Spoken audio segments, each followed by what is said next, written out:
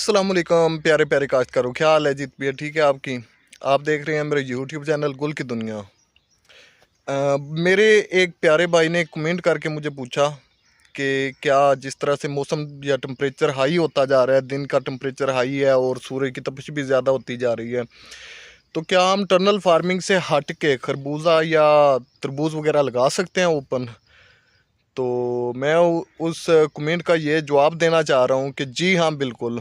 इस साल जिस तरह का ये टेम्परेचर है या क्लाइमेट हमारा चेंज हो गया पूरी तरह से, ये मिड फरवरी से आप ऐसा कर सकते हैं कि खरबूजा या तरबूज या जो भी मीन्स के गर्मियों का जो पहले टनल फार्मिंग होती थी उसको आप इसमें शिफ्ट कर सकते हैं ओपन एरिया में, क्योंकि दिन का टेम्परेचर इतना हाई है।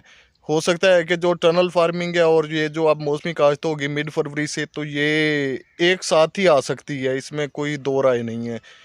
कोई 19-20 का ही फ़र्क पड़ सकता है। और इसका बात करें अगर जर्मिनेशन की, तो जैसे दिन के औकात काफ़ी गर्म है, तो जनाब इसका जर्मिनेशन भी अच्छा होगा। आप इससे मुस्तफ़ीद हो सकते हैं। इस मौका से आप भरपूर फ़ायदा उठाएं। आपको बिल्कुल भी परेशान होने की कोई ज़रूरत नहीं है।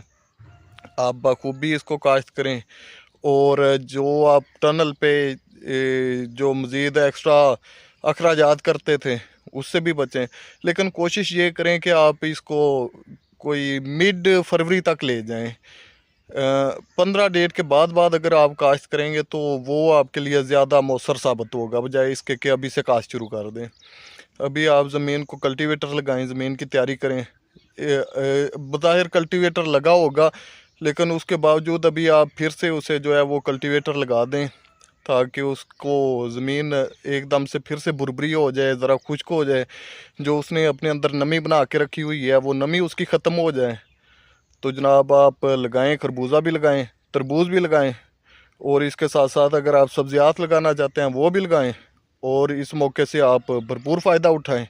उम्मीद है कि वीडियो की आपको समझ आ चुकी होगी, और मिलते हैं एक नई वीडियो के साथ। तब तक अल्लाह हाफिज़।